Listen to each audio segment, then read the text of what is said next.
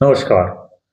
आज हम एक ऐसे विषय पे बात करने जा रहे हैं जिस पर रोज शोर बहुत होता है, लेकिन समझ बहुत कम दिखाई देती है। हमें बार बार बताया जाता है कि हमारे समाज की सबसे बड़ी समस्या धर्म है, जाति है, लिंग है, उसकी पहचान है। लेकिन अगर हम ईमानदारी से देखें तो ये सब अक्सर समस्या से ध्यान हटाने के लिए साधन बन जाते हैं। क्योंकि अगर समस्या सिर्फ धर्म या जाति होती तो सबसे ज्यादा पीड़ित हमेशा वही लोग क्यों होते हैं जिनके पास ना पैसा होता है, ना पहुंच होती है, ना कोई ताकतवर सहारा। असल में जिस संघर्ष से रोज हम टकराते हैं वो संघर्ष है साधन संपन्न और साधन विहीन के बीच का टकराव।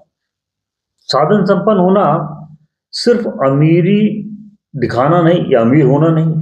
साधन संपन्न वह है जिसके पास पैसा है, सिस्टम तक पहुंच है, राजनीतिक या सामाजिक संरक्षण है, धार्मिक संरक्षण है और जिसकी बात स्वाभाविक रूप से सुनी भी जाती है। और साधन विहीन वह जो मेहनत करता है पर निर्णय नहीं करता, वह जो सहता है पर सुना नहीं पाता। जब तक साधन विहीन चुप रहता है उसे समझदार, ईमानदार कहा जाता है।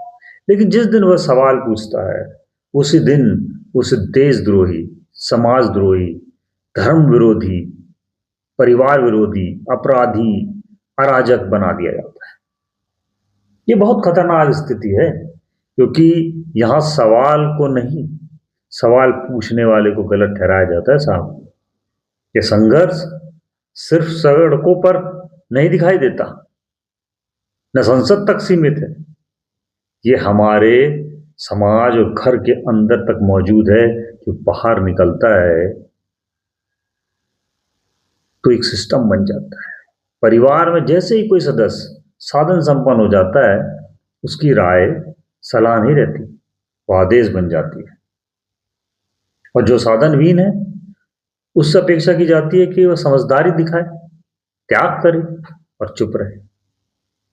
हम इसे संस्कार कह सकते हैं पर असल में यह आर्थिक असमानता होती है। यही एक जड़ है। दोस्ती में भी ये पैटर्न दिखाई देता है। जब तक दोनों दोस्त एक जैसी स्थिति में होते हैं दोस्ती बराबरी से चलती है। लेकिन जैसे ही एक दोस्त साधन संपन्न हो जाता है लहजा बदलने लगता है, सलाह धीरे धीरे ताने में बदलती है, मदद एहसान बनकर आती है और साधन विहीन दोस्त खुद को कमतर समझने लगता है। देखिए, यहां दोस्ती नहीं टूटती, यहां बराबरी मर जाती है। भाइयों बहनों के बीच रिश्तों में भी हम यही देखते हैं।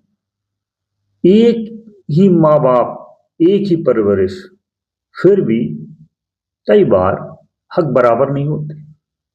जिनके पास पैसा और पकड़ होती है उसकी बात परिवार के हित में मानी जाती है और जो पीछे रह जाता है उससे कहा जाता है समझौता कर लो घर के लिए।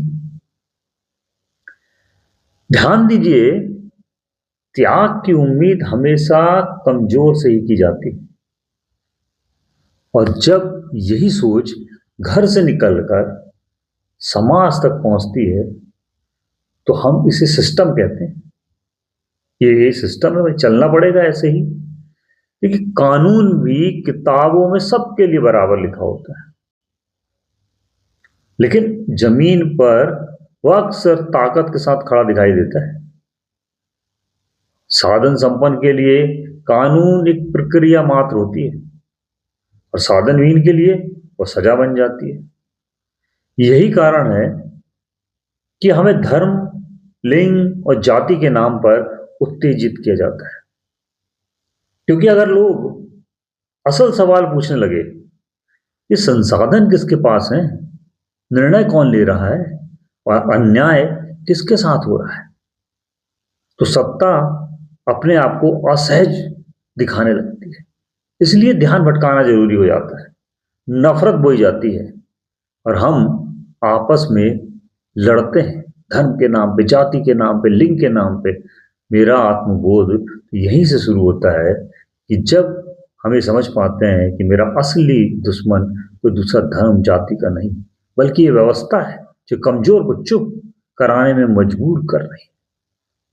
आत्मबोध मुझे ये नहीं सिखाता कि आप लड़ाई करें, वो ये सिखाता है कि आप गलत के साथ खड़े न हो। अगर आपके सामने किसी के साथ अन्याय हो रहा है, ये मत देखिए कि वो किस धर्म का है, किस जाति का है, किस लिंग का है, किस रूप का है। बस ये देखिए कि वह इंसान है और दबाया जा रहा है, क्योंकि न्याय का कोई धर्म नहीं होता साहब, और अन्याय की कोई जाति नहीं होती। आज अगर हम इस असमानता को अपने घर, अपनी दोस्ती, अपने समाज और अपने रिश्तों में पहचान लें, तो शायद समाज को बदलने की शुरुआत यहीं से हो सकती है। और अंत में मैं बस एक बात कहना चाहूंगा, चुप रहना हमेशा तटस्थ होना नहीं होता है। कई बार चुप रहना गलत के पक्ष में खड़ा होना होता है। इसलिए धर्म और जाति, लिंग, भेद, रूप के शोर के ऊपर उठकर बस एक सवाल पूछिए, अन्याय किसके साथ हो रहा है? और जहां जवाब मिले वहां इंसान के साथ खड़े हो जाइए, क्योंकि असल संघर्ष धर्म, जाति, लिंग, रूप नहीं है, न्याय और अन्याय के बीच है। नमस्कार।